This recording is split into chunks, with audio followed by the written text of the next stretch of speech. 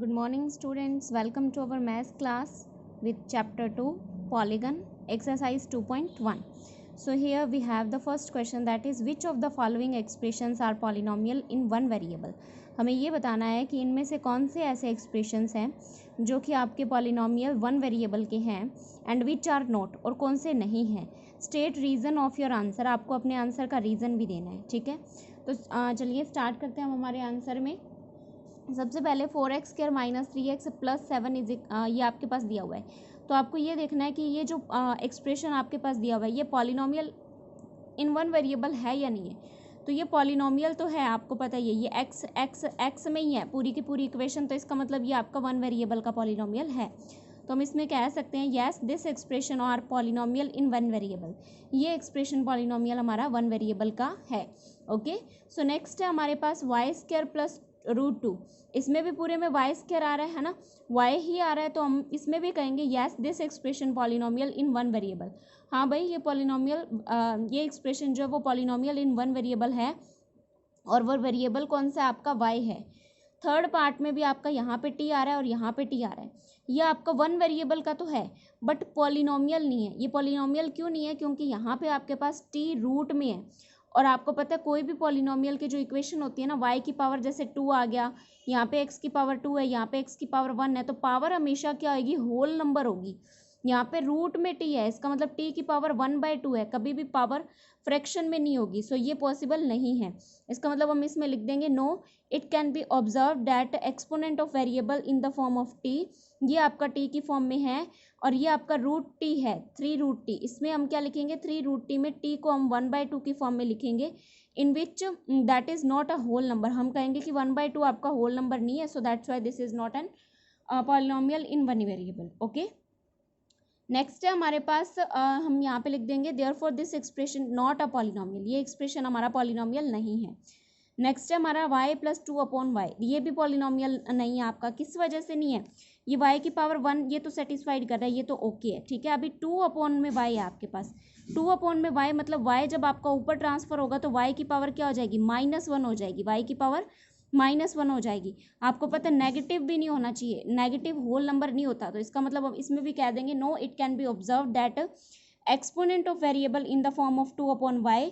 सो इसका मतलब y जो आपका ऊपर जाएगा तो y⁻1 हो जाएगी. किसी भी वेरिएबल की पावर नेगेटिव नहीं हो सकती, फ्रैक्शन नहीं हो सकती, ओनली होल नंबर होगा. So which is not possible because which is not a whole number, therefore this expression not a polynomial.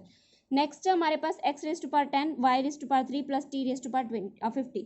इसमें तो आप सिंपल देख ही रही हैं, x भी है, y भी है, z भी है, तो यहाँ पे तो थ्री वेरिएबल्स आ गए. वन वेरिएबल तो है ही नहीं यहाँ पे हमारे पास.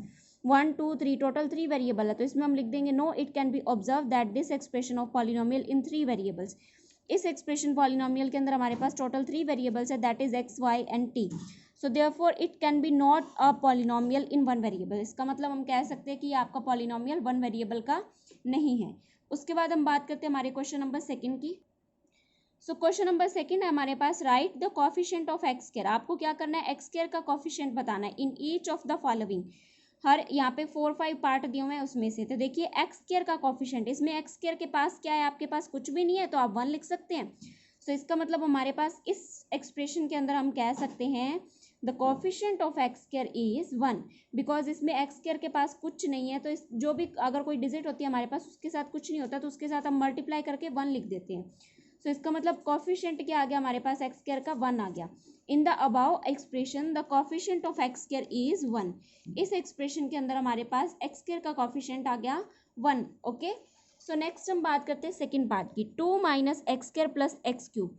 एक्स स्क्वायर के साथ देख लीजिए क्या है? कुछ भी नहीं है, तो आप 1 लिख सकते हैं, बट इसके साथ नेगेटिव साइन भी तो है ना. तो हम इसमें बोलेंगे in this expression in this above expression the coefficient of x square is -1. इसमें आप माइनस ले लेंगे तो -1 हो जाएगा. इसमें x स्क्वायर के साथ क्या है आपके पास? π/2. In this expression the coefficient of x square is π/2. इसमें x स्क्वायर तो आपके पास है ही नहीं, तो आप क्या लिख देंगे? x स्क्वायर के साथ 0 लिख सकते हैं. तो इसमें लिखेंगे in the above expression the coefficient of x square is 0. यहाँ पे आपका क्वेश्चन नंबर सेकंड भी कंप्लीट होता है. नेक्स्ट हम बात करते हैं हमारे क्वेश्चन नंबर थर्ड की. तो देखिए स्टूडेंट, आपके पास क्वेश्चन नंबर 3 क्या दिया हुआ है, given one variable of each binomial of degree 35 and one monomial of degree 100। एक आपको बाइनोमियल बनाना है डिग्री 35 का, एक आपको मोनोमियल बनाना है डिग्री 100 का।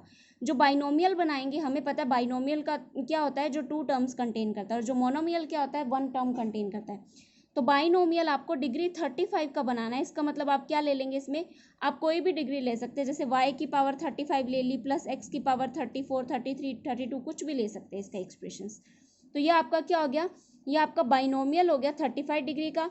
आपको मोनोमियल बनाना है, तो जैसे x रेज़ टू पावर 100, ये आपका सिंगल डिजिट है, तो ये आपका मोनोमियल हो गया, ठीक है। उसके बाद हम बात करते हैं, आप इसे इस टाइप से लिख सकते हैं, the degree of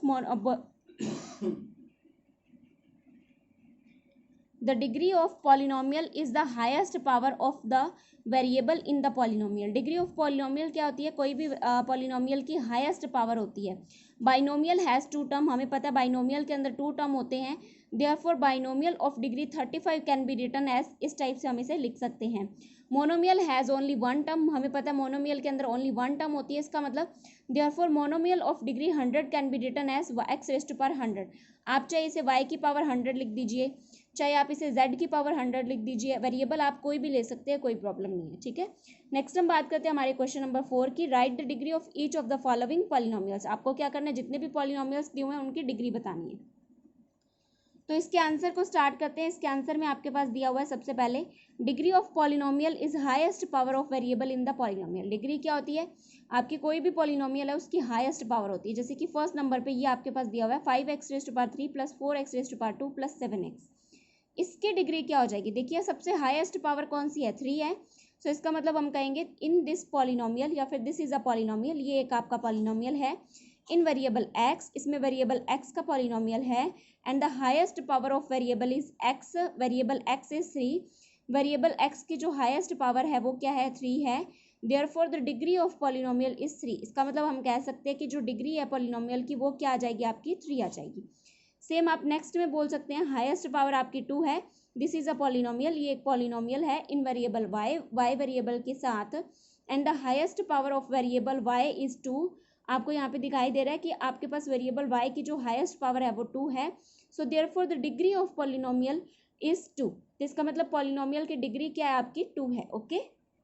so next हम बात करते हैं हमारे थर्ड पार्ट की, 5t माइनस रूट 7 आपके पास दिया हुआ है। This is a polynomial in one variable. ये आपका पॉलिनोमियल है वन वेरिएबल का, वन वेरिएबल कौन सा आपका t है, and the highest power of variable t is 1। और आप देख सकते हैं कि जो t की हाईएस्ट पावर है वो क्या है, 1 है। So that's why we can say that the degree of polynomial is 1। Next है हमारे पास ओनली 3। तो देखिए ओनली 3 में कैसे आप हाईएस्ट पावर बता सकते हैं, इसमें तो कुछ है ही नहीं, तो आप x की पावर 0 लिख सकते हैं, तो इसमें डिग्री क्या आ जाएगी, 0 आ जाएगी, ठीक है। लास्ट क्वेश्चन आपके पास, classify the following linear quadratic and cubic polynomial equations. आपको क्या करना है, यहाँ पे कुछ एक्सप्रेशंस दिए हुए हैं, पॉलिनोमियल्स दिए हुए हैं, जिसमें से आपको बताना है लीनियर कौन सा है, क्वाड्रेटिक कौन सा है, और क्यूबिक पॉलिनोमियल कौन सा है। तो देखिए सबसे पहले हम लीनियर की बात करते हैं, लीनियर कौन सा है। फर्स्ट की अगर हम बात करें, इसमें पावर 2 है, पावर 2 वाला आपका क्वाड्रेटिक होता है, तो this is N quadratic polynomial. ये आपका क्या, क्वाड्रेटिक पॉलिनोमियल है, ठीक है। उसके बाद पावर 3 वाला क्या होता है, आपका क्यूबिक पॉलिनोमियल होता है। पावर 2 वाला आपका क्वाड्रेटिक पॉलिनोमियल होता है।